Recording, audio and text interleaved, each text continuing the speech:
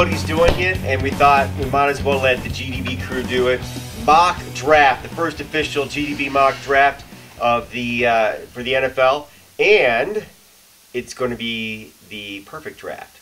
Everything, right? Yep. All these picks will happen. Yes. Yeah. We guarantee it. We got inside stuff going on. 32 of 32. You're about to see it. There, you get your money back. Mm-hmm. All right, so we're going to make this quick and make it move fast. So I think let's just shoot right into it. Unlike the actual draft. Unlike the actual draft, right. The Indianapolis Colts, for the #1 pick in the 2012 NFL Draft, choose... Brett Finnegan. All right. Yeah, Brett Finnegan. Mr. Andrew Luck, quarterback out of Stanford. Nobody can yeah, right. Yeah, duh. They lost Peyton Manning. It's the best scenario for Indianapolis right now. You know, with Reggie Wayne's thing where he's at. You know, I think this is going to be the best offense for, Andrew Luck right now. So, Andrew Luck is my pick, and he's going #1. Does anybody put any weight to the little rumblings that maybe they're going to pick RG3? I do. Do you really? He's definitely a better quarterback than Andrew Luck. Seriously? Absolutely. I wouldn't be surprised if they did it, and I wouldn't blame them either. Sounds good, but probably won't happen. It probably won't happen. So, #2 in the draft, the Washington Redskins, a trade up from St. Louis, choose... RG3. All right. 3 for you non-speaking people, Spanish-speaking people. Oh, okay. You got it, huh? Yeah. So #3 in the draft, one that has not been talked about very much, is the Minnesota Vikings. Choose... I got to go with Khalil on this. And I know it's an easy one. Safe pick. It's a safe pick because everybody is picking that. And it's just a good fit for them. So, #4 in the draft is a little team called the Cleveland Browns. I got us taking Trent Richardson, baby. Trent Richardson. From Alabama, the Black Rhino, to take over the White Rhino. Come in and I will buy your jersey draft day, my friend. I will love for you to come in and oh, you really? Oh, absolutely. I'll hold you to that. You can. I will. All right. It's because he knows a lady that'll take the name off the back if he needs and switch it. Good to know people. Betty, right. Race Threads love you. Yeah, Race Thread. That's right. Anyone object? No. All right. I like that. I think we're all happy with it. And we agree it's what they're going to do. Let's go golfing. All right. #5, the Tampa Bay Buccaneers. Choose. With the pick of Trent Richardson at #4, Tampa Bay is going to pick up Justin Blackmon. They're going to pick him. They signed Vincent Jackson over the season, over the off season actually, and to have him on the other side of the field at the #2, I think that's be a nice little threat for the Tampa Bay Buccaneers down there and for Josh Freeman. So. Yeah, that would be a hell of a tandem right there. So Jackson and Justin Blackmon. Hells yeah. So I would see that going down. So Justin Blackmon going to be the #5 pick with Tampa Bay. Well, the St. Louis Rams, they traded down, and they find themselves at #6. They have the #2 slot. They could pick anybody they wanted besides Andrew Luck. They chose to trade down. Why? Because they've got their franchise quarterback, they believe. They've got their main pieces in place. What are they missing? Their wide receiver. The wide receiver. Well, since Blackman's gone, the next wide receiver out there is Malcolm Floyd.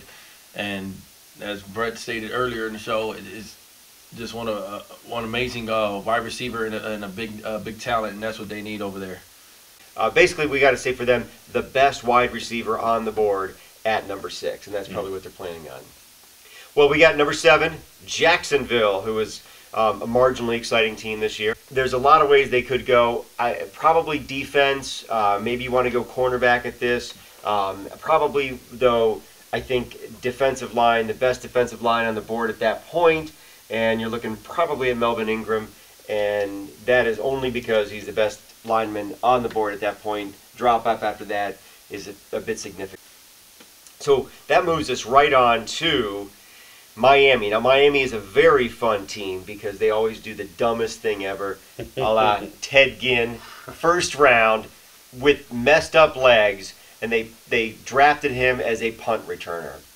That's the kind of genius that they're dealing with. Dale, any thought on what idiocy that Miami might spew this year? I think Miami needs a quarterback, without a doubt. They didn't make any moves on any of these free agent guys like we thought they were going to, like we thought the Browns were going to. They missed out on Matt Flynn. I think they're in the Ryan Tannehill sweepstakes. I think that He's got some decent talent, and with big names like Luck and RG3 out there, he might be going under the radar. Doesn't mean that he doesn't have quality skills. Doesn't mean that he can't be an elite quarterback. But I definitely see them going with Ryan Tannehill. We got Carolina. I think this is where we're going to start. We're going to see Carolina start working on their offensive line. I think they are going to go after David DeCastro, the guard from Stanford. That moves us on to number 10, Buffalo. They've got their quarterback, right, Fitzpatrick, or do they? Well, he showed some big-time poise last year. Fitzpatrick is a big-time player, and they've just been beefing up their team, and look for them to be contending this year. But he also needs some protection look for them to beef up that line. And if Martin's gone by that time, look for them to pick up Riley Reef, offensive tackle out of Iowa. Another big talent up there, but very possible. Very possible. Another team that I think is going to be somewhat boring in this draft, and that's Kansas City. They've got a lot of what they need, except they're kind of struggling on both sides of the ball, offensive and defensive line. If DeCastro is available, I think they grab him.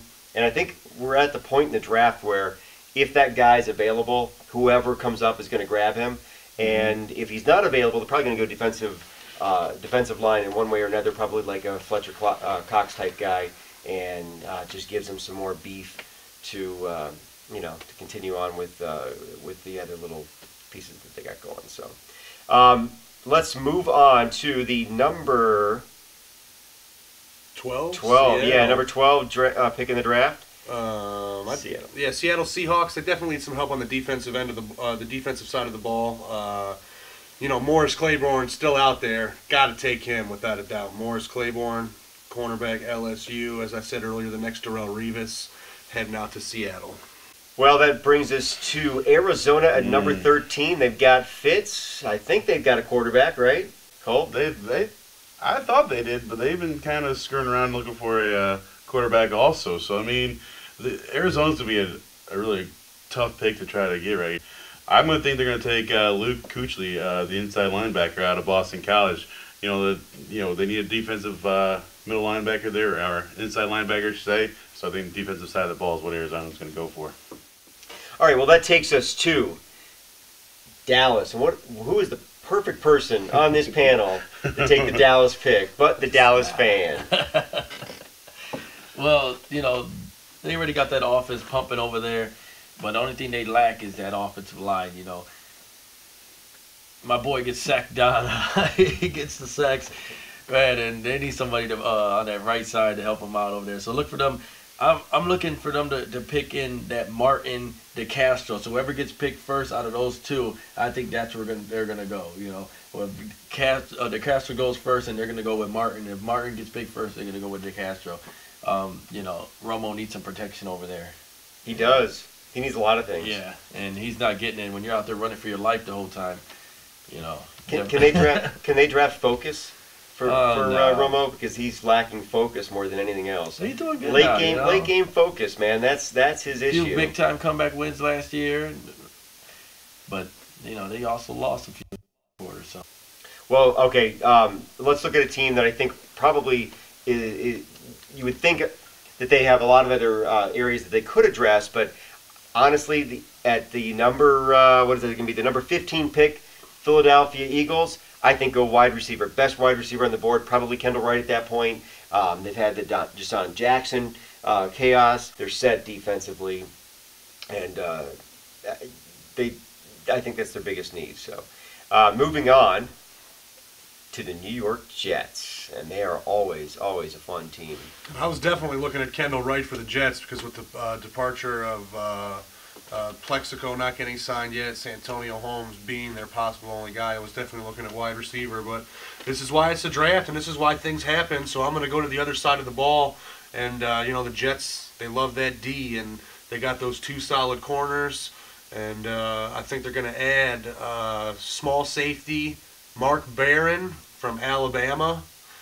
And I think he's going to help them solidify that secondary even more and just make them a pass-proof vacuum of a defense and force you to run the ball. So, all right. Well, after the Jets, a team that I happen to enjoy quite a bit, the Cincinnati Bengals with a pick that they got from Oakland. Why? Because Oakland decided they really wanted Carson Palmer. So they gave up their first-round pick and a second-round pick, potentially a first-round pick next year to get the guy. And who will the Cincinnati Bengals take at number 17? You're probably going to disagree with me on this one, but I think with the Browns signing Frosty Rucker and the defensive end slots open, I think they go with defensive end. And I think they're going to go with Nick Perry out of USC for that defensive end, outside linebacker type role for the Cincinnati Bengals. Well, I don't know that I disagree with you. I think that their cornerback... Give it to me, Mike. Come on. Their quarterback needs a little bit more significant. They had Jonathan Joseph and Leon Hall, two Pro Bowl cornerbacks in their own right, and a great tandem. They lost Jonathan Joseph last year to free agency, went to Houston, and Leon Hall, who is a solid franchise guy, has also had a little bit of injury trouble for the last year or so. So they need... Oh, and they've got Pac-Man Jones now, Adam Jones, and he's on continual one-year contracts because you never know what the guy's going to do.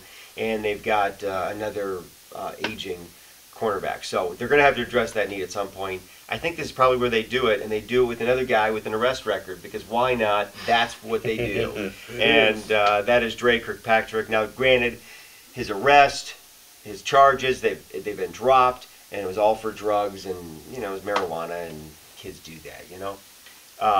So maybe it's not a big deal. Also, they just signed Ben Jarvis Green Ellis, the law firm, so isn't it so fitting that they get the law firm for a group of, you know, convicts. At any rate, though, I think quarterback.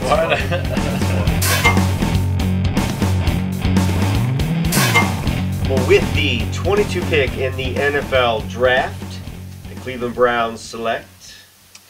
This is just a little mock draft in my head here, but Courtney Upshaw, defensive end, outside linebacker out of Alabama, beast of a player over there, and they breed some good football players in Alabama, so I'm all for it. If they get him, I will not be upset. Yeah, well, if they get him low. If they get him low, I wouldn't be upset either. Go ahead. Go ahead. I'd be surprised to see him take a defensive end right there, just because they grabbed Jabal Sheard last year. He's solidified himself as a starter, and they obviously signed Frosty Rucker to, you know, a pretty decent contract for his ability of what we've seen so far. So I think they got him locked in on the right side, Sheard on the left side. I'd like to see him, you know, try to hit that the offensive line with this pick, and either go for, like, say, either Cordy Glenn or even some Buckeye love, Mike Adams. Well, next up is Detroit, who has had some success more recently, and pretty solid D. No, I think Detroit's offense is getting more solid every year. I think I think the defensive side is where they need to go with this pick, and I'm going to pick cornerback out of North Alabama, Janoris Jenkins. Perfect pick. That's exactly what they need. I mean, they put up some points last year, and they also gave up a lot of points last year. Also, and they also tried to fill Eric Wright into a starting corner position, and that didn't work out too well. Didn't work out too well. No, it didn't. All right, no time left. Zero amount of tape left, so this is going to be the lightning fast round of raising of the beer. Raise our beer, something we love, hate, just want to bitch about. And let's just start the day off with Brett Finnegan. All right, I'm going to throw out mine to Greg Molden, who is our captain of the Lake Erie Monsters, throughout the first pitch today for the Indians game. Threw a strike, so congratulations to you, and way to throw out the first pitch for the Cleveland Indians there for us. So that's very good. And Torres. Go. In the first win, that's when you get the team back on track. Two matches to begin off the right side of the bridge, not take it, and did not get his home. I don't know why he did himself last week. Took my school things too. Stop there, my girl Boya. Hot Wheels. Micro Machine.